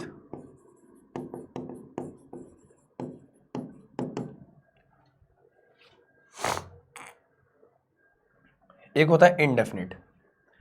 अवकलन समाकलन में हम सबसे पहले अवकलन सीखेंगे। अवकलन में सबसे पहले अगर हम आपसे चर्चा करने की कोशिश करें तो जैसे हम आते हैं यहाँ पे, ये बेसिक में 2-3 फार्मूले हैं और उसके बाद उसका एग्जाम्पल है, धीरे धीरे समझते हैं। अगर हमें कभी भविष्य में किसी की नियतांक की अवकलन करने की जरूरत पड़े, नियतांक के अवकलन का मतलब थोड़ा समझ लीजिए। जैसे एग्जाम्पल के तौर पे सबसे पहला सवाल है, अगर हमने लिखा d/dx, सबसे पहले जैसे हमने लिखा ये x की घात n,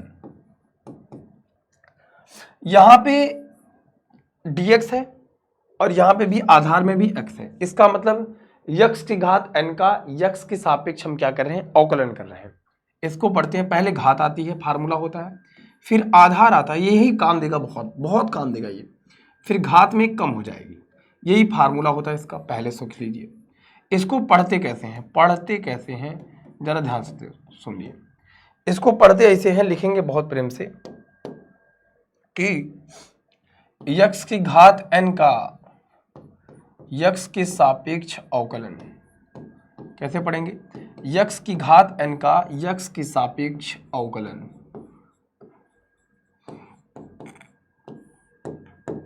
ऐसे पढ़ते हैं, x की घात n का x के सापेक्ष अवकलन, ऐसे पढ़ेंगे सुकून से, ठीक है। एग्जाम्पल के तौर पे बहुत ढेर सारे एग्जाम्पल है हमारे पास। जैसे हमारे पास x की घात 2 है, मान लो x की घात 2 है, x की घात 2 में क्या होगा, पहले घात आएगी, फिर आधार आएगा, फिर घात में कम हो जाएगी, ये क्या हो जाएगा, 2x, 2 में से गया 1 हो जाएगा, 2x हो जाएगा। हमारे पास जैसे x की घात -5 हो गया, तो पहले घात आएगी चिन्ह सहित, घात आएगी मतलब चिन्ह सहित, फिर आधार आएगा, फिर घात में 1 कम हो जाएगी, ये -5x की घात में माइनस में 6 हो जाएगा।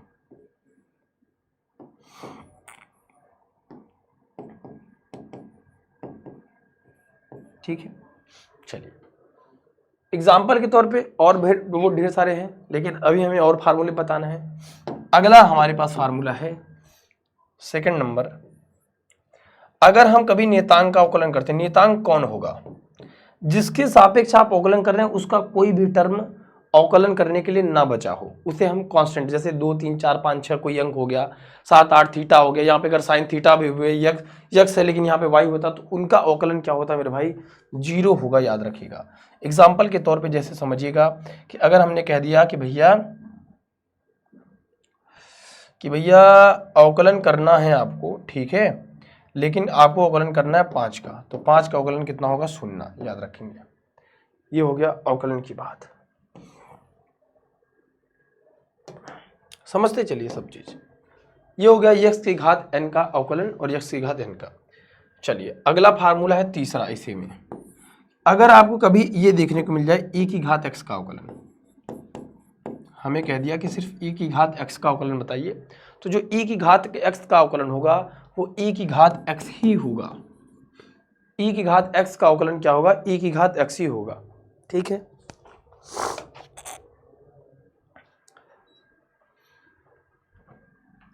जैसे e की घात x है तो e की घात x का अवकलन e की घात x ही होगा। चौथा सवाल है इस पर, अगर यहाँ पे e की घात x ना देके a की घात x दे दे, a की घात x का देने का तात्पर्य है कि यहाँ पे 5 की घात x दे दे। अब 5 तो कांस्टेंट टर्म, लेकिन 5 के साथ x जुड़ा है, इसका मतलब यहाँ पे भी x है, तो इसका अवकलन होगा, पॉसिबल है। तो a की घात x का अवकलन होगा a की घात x log a और आधार में e हो जाएगा। ठीक है,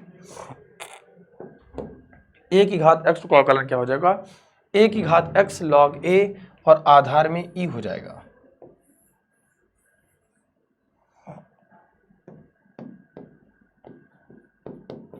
चलिए अगले सवाल पे चलते हैं, एग्जाम्पल कर लेते हैं इसका, वो ज़्यादा जरूरी है क्योंकि इसका आना चाहिए आपको।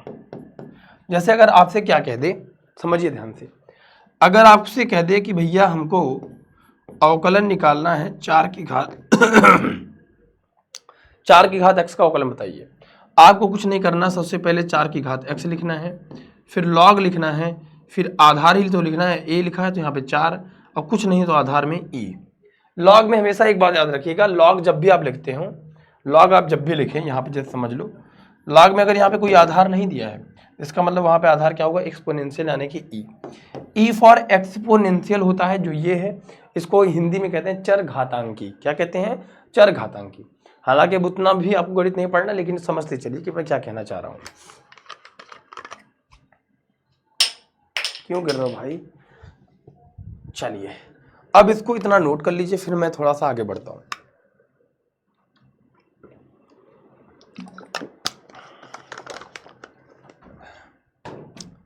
चलिए ये रही इतनी अवकलन की बात। अब अवकलन में थोड़ा थोड़ा फार्मूला हम बढ़ाते जाएंगे और हमारा काम होता चला जाएगा। ठीक है, जैसे हमारे स्क्रीन पर अभी बहुत ढेर सारे फार्मूले लिखे हुए हैं। अब ऐसे इसका फार्मूले क्या होगा, चलिए हमें कह दिया कि y बराबर 1/x है, यानी कि अगर आपको अवकलन करना है 1/x का, तो इसका अवकलन क्या होगा मेरे भाई, घात में अगर कोई चीज नीचे 1 है, ऊपर जाएगी तो माइनस में 1 हो जाएगी, यानी कि हमें वाकई में जो अवकलन करना है वो x की घात माइनस में 1 का करना है। ऐसे कंडीशन में x की घात इनसे तुलना कर दीजिए, पहले घात आ जाएगी, फिर आधार आएगा, फिर घात में 1 कम हो जाएगी, यहाँ से माइनस x की घात में -2 इसका आंसर हो जाएगा। इसके अलावा अगर हमें 1/x स्क्वायर दिया है, इसका अवकलन हमें करना है 1/x स्क्वायर का, कुछ नहीं करना, ये ऊपर जाएगा तो ये हो जाएगा मेरे भैया, नीचे है घात में +2, ऊपर जाएगी तो घात में -2 हो जाएगी। अब ऐसे में घात पहले आएगी, फिर आधार आएगा, फिर घात में 1 कम हो जाएगी। फार्मूला यहीं पे है ये वाला। ठीक है, तो ये क्या हो जाएगा भैया, -2x की घात में -3 हो जाएगा। ठीक है, इतनी बात क्लियर है सबको, समझते चलिए सुकून से। अवकलन में एक चीज और जो सबसे महत्वपूर्ण है, उसके बाद अवकलन में कुछ और समझने की जरूरत ही नहीं पड़ती है और ना पड़ेगी आपको, ये बात तो तय है। अवकलन में एक चीज सीख लीजिए, अब ये तो नॉर्मल बात है, जैसे sin x का अवकलन होता है cos x, ठीक है, cos का होता है माइनस में sin x, ठीक है, tan x का होता है sec स्क्वायर x। तो ये चीजें आप आराम से कमेंट सेक्शन में बता दीजिएगा या फिर इसको रट लीजिएगा, वो तो आपको जरूरत पड़ती रहेगी। ठीक है, अब हमें इसमें जो सीखने वाली जरूरत है, जैसे हमारे पास दो अलग अलग फलन है, जैसे मान लीजिए आप ये समझ लीजिए, एग्जाम्पल के तौर पे थोड़ा समझ लीजिए। जैसे हमें कह दिया कि आपको अवकलन करना है x square plus 5x plus 6 का। अब ये पूरा एक समीकरण दे दिया आपको, अब इसका अवकलन करने के लिए आपको इसका अवकलन अलग करना पड़ेगा, इसका अवकलन अलग करना पड़ेगा और इसका अवकलन अलग करना पड़ेगा, इस बात को याद रख लीजिए। जैसे आप क्या काम करेंगे, d/dx of x square plus d/dx of 5x plus d/dx of 6। देखो नॉर्मल बात है, हमने कहा कि अगर जिसके सापेक्ष आप अवकलन कर रहे हैं, अगर उससे रिलेटेड कोई पद नहीं है तो वो कांस्टेंट टर्म हो जाएगा, अचर पद हो जाएगा, और अचर पद का हमेशा अवकलन 0 होता है। तो ये 6 का अवकलन जो हो गया 0 हो गया। ठीक है, दूसरी बात, x की घात 2 का अवकलन तो निकालना आसान है, यहां से हो जाएगा मेरे भाई। पहले हमारे पास क्या आ जाएगी, घात आएगी, फिर हमारे पास आधार आ जाएगा, फिर हमारे पास घात में 1 कम हो जाएगी। ठीक है, नॉर्मल बात है कि घात में 1 कम हो जाएगी। सवाल आता है कि 5x का अवकलन सर कैसे करेंगे। जिसके सापेक्ष आप अवकलन कर रहे होते हैं, हमेशा याद रखिएगा। जैसे हमारे पास अवकलन है, 5x का अवकलन निकालना है, अगर उससे रिलेटेड कोई टर्म गुणा में है तो उसको हम कांस्टेंट टर्म मान के बाहर निकाल लेते हैं, चाहे आप अवकलन कर रहे हो और चाहे आप समाकलन कर रहे हो। इसमें 5 बाहर हो गया, हमारे पास बचा यक्स के सापेक्ष यक्स का अवकलन। यक्स का यक्स के सापेक्ष अवकलन हमेशा 1, 5 इसमें हो गया बाहर, यक्स का यक्स सापेक्ष अवकलन 1, इसका जो आंसर आएगा 2x + 5 आ जाएगा। ठीक है, याद रखिएगा।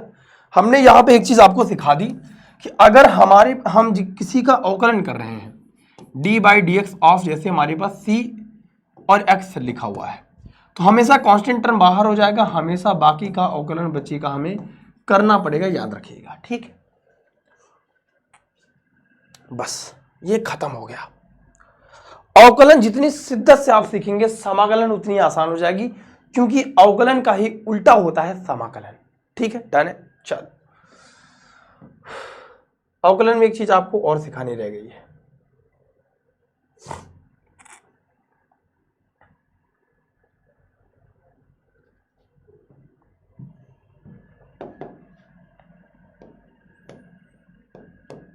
चलिए चलिए चलिए चलिए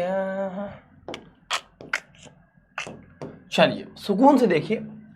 सुकून का पहला अक्षर है मां। तो मेरे भाई, इसमें सबसे जो महत्वपूर्ण है वो है बेटा चैन रूल।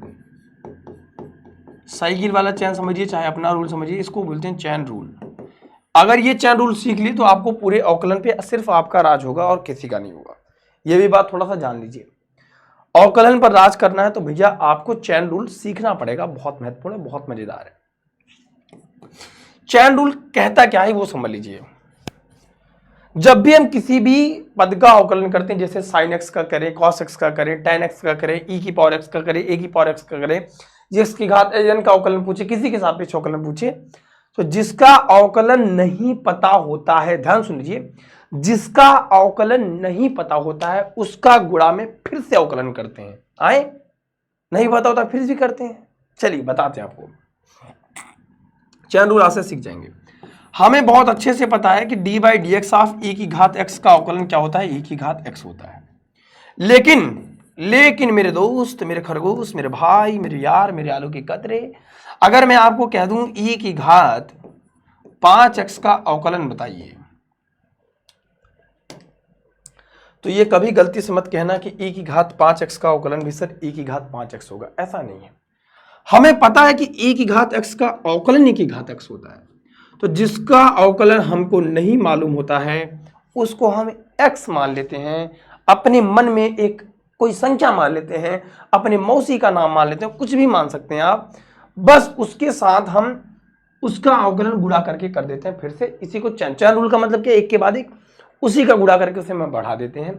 जैसे हम 5x को x मान लिए, तो जब हम 5x को x मान लेंगे तो भैया e क्या हो जाएगा, e की घात x ही हो जाएगा, e की घात क्या हो जाएगा, 5x हो जाएगा। लेकिन अभी एक चीज मेरे पास बाकी है दोस्त, अवकलन फिर से किसका होगा, 5x का होगा।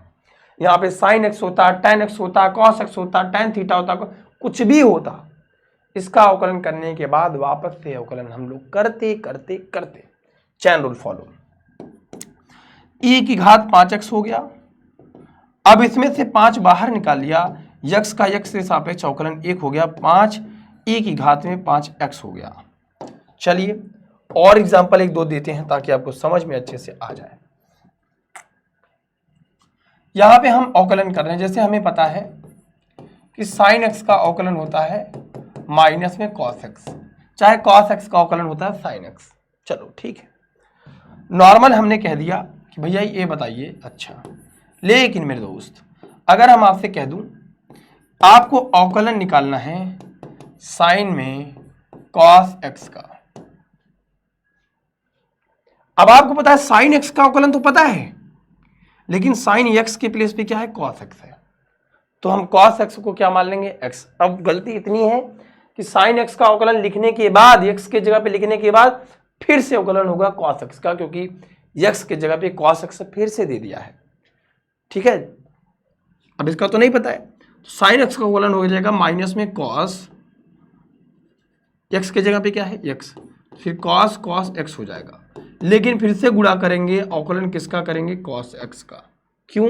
क्योंकि इसी को हमने x माना था, क्योंकि हमें sin x का अवकलन पता था और sin cos x का नहीं पता था। सुकून से समझ लीजिए गाइस। अब यहाँ पे क्या हो जाएगा, माइनस cos x इंटू में क्या हो जाएगा, cos x का अवकलन sin x। ठीक है, इतनी ही गुणा गणित यहाँ पे काम देती है, कुछ नहीं। चलिए अगला फार्मूला लिख लीजिए। फार्मूला है भैया, ये फार्मूला इसमें लिखवा रहे थे, फार्मूला लिखवा लीजिए।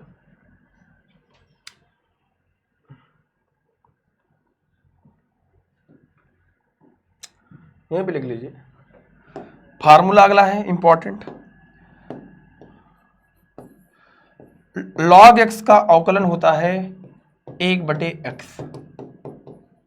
log x अगर आपको दिया है तो उसका अवकलन 1/x होता है, इस बात को हमेशा याद रखेंगे। ठीक है, चलिए अब हम लोग बढ़ते हैं समाकलन पे। किस पे? समाकलन पे गाइस। अब हम लोग बढ़ते हैं अपन लोग समाकलन।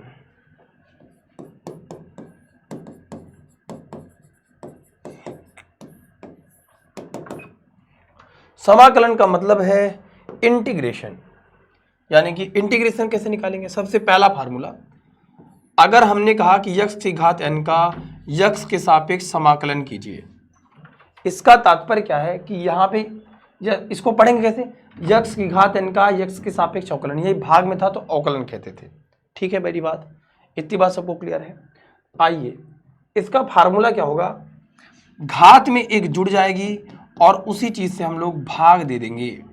जैसे अगर एग्जाम्पल के तौर पे हमने आपसे कहा कि मान लीजिए मेरे भाई दोस्त मेरे खरगोश, कि अगर हमने कह दिया कि यक्स की घात 2 का यक्स के सापेक्ष अवकलन कर दीजिए, तो घात में एक जुड़ जाएगी और उसी चीज से भाग दे देंगे, यक्स की घात 3/3 हो जाएगी।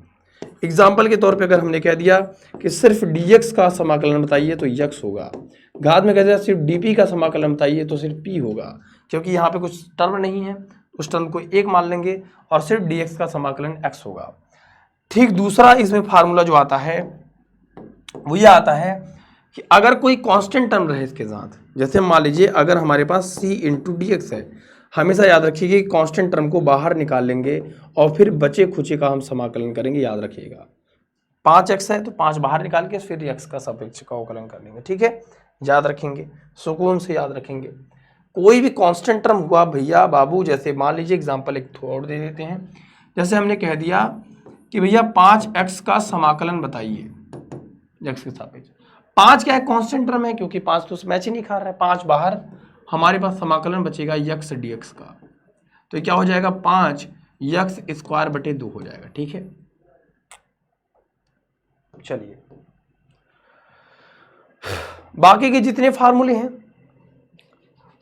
याद रखिएगा कि बाकी जितने भी फार्मूले हैं सब स्कैम वाले हैं। स्कैम वाले का मतलब क्या है जरा वो भी समझ लीजिए, वो भी बता देता आपको कि समाकलन को कहते हैं एंटी डेरिवेटिव भी कह सकते हैं या फिर हम इंटीग्रेशन कहते हैं। जैसे मान लीजिए एग्जांपल के तौर पे हमने कहा कि d/dx ऑफ e की घात x का अवकलन होगा e की घात x, तो e की घात x का समाकलन भी e की घात x होगा। dx को उधर भी भेज दीजिए, क्या हो जाएगा dx, और यहाँ पे क्या हो जाएगा e की घात x। अब e की घात x का समाकलन इधर लगा दीजिए, e की घात x का समाकलन e की घात x हो गया। और एग्जांपल दिखाता हूँ, जैसे अगर मैंने कह दिया कि भैया sin x का अवकलन होता है cos x, इसका मतलब साफ है कि cos x का समाकलन क्या होगा, sin x होगा, उल्टा होगा जस्ट। अगर इसका अवकलन है तो इसका समाकलन ये होगा। चलिए इसको उधर गुणा कर दीजिए, इधर बचेगा sin x, उधर बचेगा cos x dx, समाकलन लगा दीजिए। cos x का समाकलन क्या हो जाएगा, x के सापेक्ष sin x। ठीक उल्टा और भी देख लीजिए, एग्जाम्पल नहीं समझ में आ रहा हो तो, अगर हमने आपसे कह दिया कि cos x का समाकलन होता है माइनस में sin x, cos का माइनस sin x होता है, sin x का समाकलन यहाँ पे जैसे sin x का अवकलन cos x होगा यहाँ पे, oh my God, sin x का अवकलन क्या होगा cos x होगा, cos का माइनस sin होता है। ठीक है, याद रखिएगा, तो यहाँ पे माइनस हटा लीजिएगा, यहाँ से माइनस हटा लीजिएगा, साइन का कॉस होता है, कॉस का माइनस साइन होता है, ठीक है। चलिए चलिए चलिए चलिए चलिए कोई बात नहीं। कॉस का अगर माइनस साइन एक्स होगा तो याद रखिएगा साइन एक्स का भी माइनस कॉस एक्स होगा। dx को उधर भेज दीजिए, cos x equal to sine x into d x हो जाएगा। समाकलन लगा देंगे और माइनस है तो माइनस का दोनों साइड गुणा करके माइनस कॉस एक्स लिख सकते हैं, ठीक है, याद रहेगा। तो हम ये कह सकते हैं कि साइन एक्स का उल्टा अवकलन होता है, समाकलन होता है, माइनस कॉस एक्स होता है, ठीक है, याद रखिएगा। समाकलन में एक चीज महत्वपूर्ण बची है, वो है बेटा निश्चित समाकलन, जो कि महत्वपूर्ण है और यही आपके एग्जामिनेशन में भी और आपके कैलकुलेशन में भी, आपके पूरी फिजिक्स में काम आएगी। निश्चित समाकलन, निश्चित समाकलन क्या है? अगर हम किसी भी फलन का समाकलन कर रहे हैं, ठीक है, याद रखिएगा, और उसकी लिमिट है a से लेके b तक, ठीक है, उसका जो समाकलन आएगा उसमें हम पहले ऊपर वाली लिमिट लिखेंगे, अपर लिमिट, फिर लिखेंगे माइनस में लोअर वाली लिमिट। अब ये फार्मूला आपको भले थोड़ा कम समझ में आ रहा होगा, लेकिन मैं आपको एक लाइन में समझाने का प्रयास करता हूं, ठीक है, एक लाइन में समझाने का आपको प्रयास करता हूं। एग्जाम्पल के तौर पे जरा देखिएगा, ध्यान से, ध्यानपूर्वक देखिएगा मेरे दोस्त। एग्जाम्पल के तौर पे कि जैसे मैंने आपसे कहा कि यक्स स्क्वायर का समाकलन करिए एक्स के सापेक्ष, लेकिन हमने कहा कि 1 से लेके 2 तक करिए, हमने लिमिट लगा दी, इसी को कहते हैं निश्चित समाकलन। हमने लिमिट लगा दी, एक डेफिनिट हो गया, अभी इसके बाहर नहीं, इसका दायरा हो गया। तो आपको कुछ नहीं करना, समाकलन का वही नियम लगाना है, घात में 1 जोड़ेंगे और उसी चीज से भाग दे देंगे, लेकिन मेरे भाई ब्रैकेट में लिखेंगे 1 से लेके 2 तक, इतना अंतर रहेगा। क्या आ जाएगा? यक्स की घात में 3/3 और पूरा क्या लिखेंगे 1/1 से लेके 2 तक। कुछ करना थोड़ी है, फार्मूला क्या कह रहा है, समाकलन हल करने के बाद पहले ऊपर वाली लिमिट, यानी कि यक्स की घात, पहले ऊपर वाली लिमिट, यानी यक्स की जगह पहले 2 लिखेंगे तो 2 का घात 3/3 माइनस में फिर यक्स की जगह पे 1 की घात 3/3, बस खत्म हो गया। क्या आ गया भैया? 2 दूनी 4 दूनी 8, 8/3 माइनस 1/3, 3 कॉमन हो गया, -7, 7/3 इसका आंसर हो गया, ठीक है, याद रखेंगे। और एग्जाम्पल देख लीजिए, एग्जाम्पल और देखते रहिए ताकि मजा आए आपको। जैसे मैंने कह दिया कि भैया 0 से लेके 1 तक x की घात -2 का समाकलन करिए, कुछ नहीं करना है, घात में 1 जोड़ देंगे, उसी चीज से भाग दे देंगे और बस समाकलन कहाँ से लिखेंगे, 0 से 1 तक। वैल्यू कितनी आएगी? -2 में से 1 माइनस में 1, x की घात -1 बटे माइनस में 1, वैल्यू कहाँ से कहाँ तक? 0 से 1 तक। बोलो हाँ कि ना?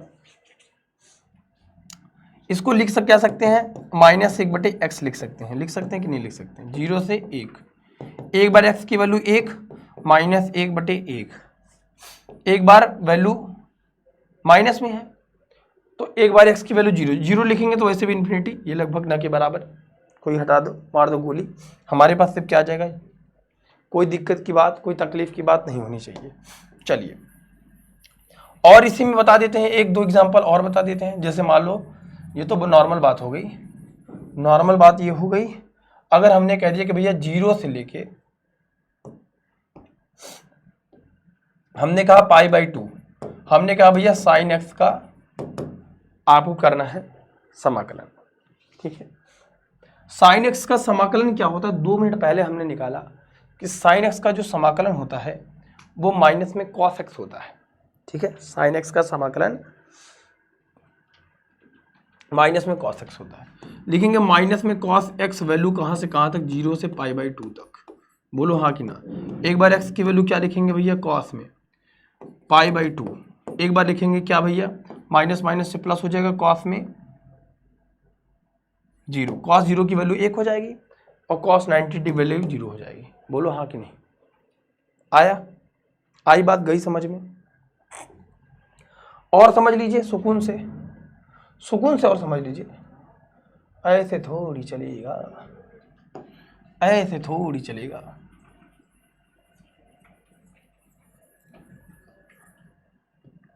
जैसे मान लीजिए √x दे दिया और दे दिया कि 0 से 2 तक। ये मैं बार बार इसलिए कर रहा हूं क्योंकि आपको काम देगा। इसको लिख सकते हैं x की घात 1/2 और में 1 जोड़ देंगे। इसका समाकलन क्या होगा? x की घात 1/2 में 1 जोड़ दीजिए और उसी चीज से भाग दे दीजिए। यही तो होगा मेरे भाई। तो ये क्या हो जाएगा? x की घात 2 1 का नम 2 2 1 3/2 हो जाएगा। तो x की घात क्या हो जाएगा? 3/2 और 2 1 का नम 2 1 3/2 हो जाएगा। ठीक है, अब ये 2 ऊपर चला जाएगा तो ये हो जाएगा 2/3 x की घात 3/2। लेकिन वैल्यू अभी x की कहां रखनी है? 0 से लेके 2 तक रखनी है। तो मेरे भाई आपको क्या काम करना है? एक बार x की वैल्यू 2 रखनी है, एक बार x की वैल्यू 0 रखनी है माइनस लगा के। इसका सभी बालक सभी बच्चे आंसर कमेंट सेक्शन में जरूर बताएंगे। ठीक है, हमने आपको basic math for physics, trigonometric, जितनी भी चीजों की जरूरत थी अवकलन और समाकलन में, बेसिकली अवकलन जितना बढ़िया आपको आएगा, अवकलन की जितने भी दांव पेच आपको आएंगे उतना ज्यादा आपको समाकलन में भी अच्छे से समझ आएगा। ठीक है, आई होप आपको ये सभी चीजें बहुत अच्छे से क्लियर हुई होंगी। सभी लोग वीडियो को लाइक करिएगा और ये बेसिक यूनिट कन्वर्जन में यानी कि बेसिक मैथमेटिक्स में किसी प्रकार की दिक्कत होगी तो कमेंट सेक्शन में जरूर बताइएगा। और ये आपकी जिम्मेदारी है कि इस वीडियो को हर एक उस बच्चे तक शेयर जरूर करिएगा जो इस साल भी बोर्ड एग्जाम में इतिहास लिखना चाहता है और आप भी फिजिक्स में एक अच्छा स्कोर करना चाहते हैं और कितना करना चाहते हैं कमेंट सेक्शन में जरूर बताइएगा। मई में कैसे पढ़ें और आपकी स्ट्रेटजी इस समय गर्मी के मौसम में कैसी होनी चाहिए, आपकी पढ़ाई इस समय कैसी होनी चाहिए, उसकी वीडियो सेक्शन में मैंने डाल दी है कि मई से पढ़ के आप कैसे अच्छा कर सकते हैं, जून से पढ़ के कैसे अच्छा कर सकते हैं, आप अपना टाइम टेबल कैसे बना सकते हैं। वो वीडियो जाके जरूर देखिए क्योंकि लाखों बच्चे उसको देख रहे हैं और ऐसी चीज़ों के लिए हमारे चैनल को जरूर सब्सक्राइब करिए रखिए। थैंक यू सो मच प्यारे बच्चों, love you all, take care, Jai Hind.